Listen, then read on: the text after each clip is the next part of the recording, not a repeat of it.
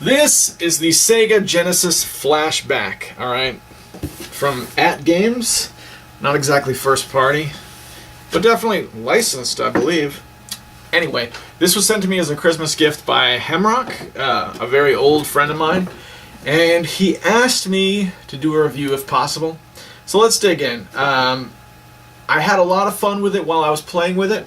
Hooked it up and started playing some of the cartridges I have lying around. I played Ride and Trad and just cheesed the heck out of it with the 10-second rewind feature it has, which was a lot of fun. But when I went to actually go and record footage with it, I had nothing but problems. And what I found out was the external controller ports.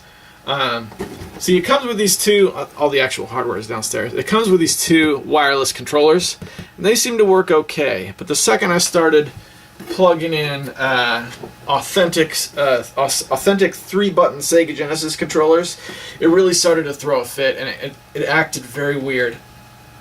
I didn't know how to get games started from the menu. That didn't seem to work, and they would conflict with each other. So if you had batteries in one of the wireless controllers, and then you plugged in an authentic controller, they would conflict with each other. You'd have to switch the wireless controller over to player 2 so that you could use player 1 as an authentic controller. It was very weird. It was very weird. So I got some footage I want to show you of just toying with it, face value, nothing high production, but just so you can see what it looks like. Again, in practical usage, I promise it was better than this. Take a look. So here's the At Games Sega Genesis Classic. So here we are. Here's the menu. A couple things more about the hardware. Wireless controllers, 1 and 2. There's number 2 right there. But the ports for the actual controllers. See here, here's an authentic Sega Genesis controller, old school 3-button. All right. It does have a spot to plug those in, but there's very little hold on that cable. It just like slides in, feels like it's barely being held in there. Slides right out. Hear that sound? That's the sound effect of it connecting and undisconnecting. There's a rewind button on the controllers that they made. Right? So in order to simulate the rewind button, hang on.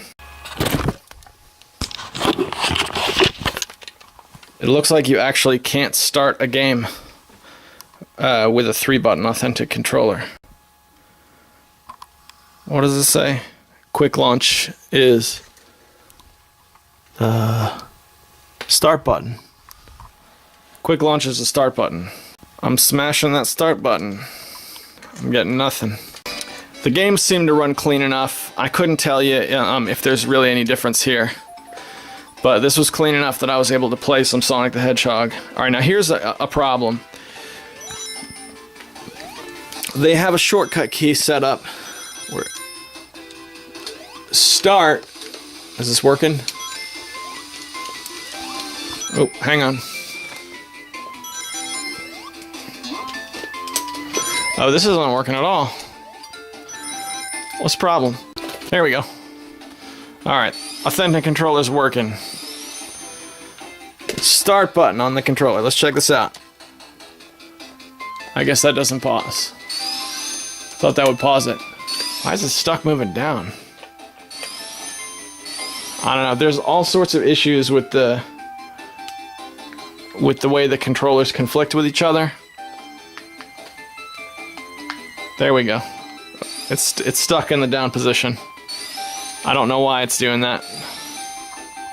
To summarize, the jacks in the front for authentic controllers are very problematic. Left and start together make it do the 10-second rewind, so that was happening when I didn't want it to, when I was trying to pause a game in the middle of the action. So the wireless controllers are very usable, but I mean, you're going to want to go at this thing using wireless controllers. If you're trying to use authentic controllers and get an authentic experience, you're better off trying to track down some OG hardware. Oh boy. That's my save guy in Sonic the Hedgehog. I can't press up or down to navigate this menu. I gotta press B and C. That's how I move the pages. This bonus games thing is all terrible public domain games. Sonic games are put together. This is actually a really neat collection because it's got Game Gear games thrown in. The Mortal Kombat games have their own menu, which is weird to me. And then there's miscellaneous Sega games, which is where the majority of the awesome stuff is. And this I can use left and right and navigate pretty well. It's collections on things like this. When you talk about game choice, is difficult because there's no way you can get all the amazing Sega Genesis games in a single collection, even if it is bigger than most. But it's got the Phantasy Star games, 1, 2, 3, 4, which is awesome. There's very few places where you can legitimately get the original Phantasy Star without dipping into like ROMs and emulation and stuff. So that's cool. I would say I like this version because I have been playing Phantasy Star on the Wii, and this version will actually, if I can launch it, this actually displays in the correct aspect ratio where the Wii is all stretched out. So that's something I think they did very well. The boot up screen takes a little while because it looks like a Sega Genesis. I kind of expected it to pop right on, but it takes a little bit.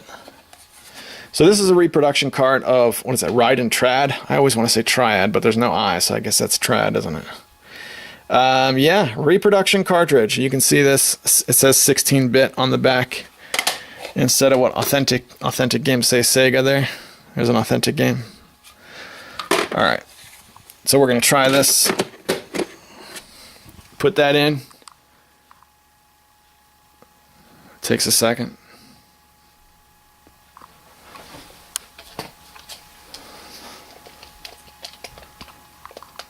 There we go. It thinks it's a Game Gear game. That's weird. I've played this before. It didn't do that. Oh no, I launched that thing by accident. That's weird. Give me the cartridge slot, please. Hang on. What happened here? See that? It's like a burn mark in the middle of my game. When did that happen? Let's try booting it with the game already in there. There we go. It's loading it now. It even has the name. Ride and Trad.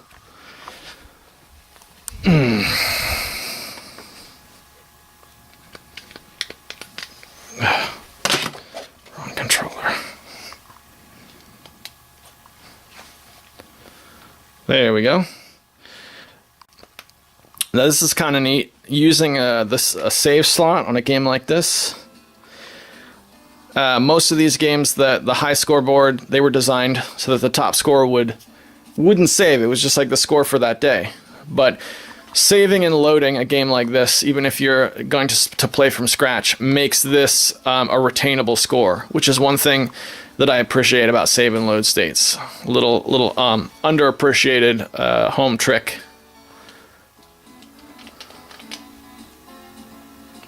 So there you can see it working with a reproduction cart.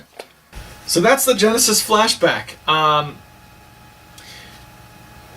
Considering that I already have OG hardware here in my game room, I've got a Genesis 2 downstairs, and I've got a Genesis 3 right here in my office, I was able to take this for what it was. A toy.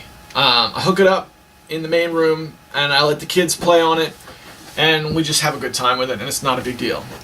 If you want a toy that plays Sega Genesis games, this is a really good product. It's got some really good games built into it, although I have to say, I don't know how they managed to get every Mortal Kombat game, Eternal Champions, and no Street Fighter games. I try not to rag on it too hard about that because I know licensing is like a complicated issue. But 85 games built into it, and I think among those, probably 2/3 of them are really good, solid Sega Genesis games. It's not going to replace your OG hardware, but it's a really cool toy, and from what I understand, I haven't played the NES or SNES Classics. For my money, I would take this over the SNES or NES Classics any day of the week, because it plays the actual cartridges. That cartridge slot, it's functional. It does work. Thanks again to Hemrock. My kids in particular are really enjoying having another system that they can beat on. And it's still working too. It's taken their abuse just fine.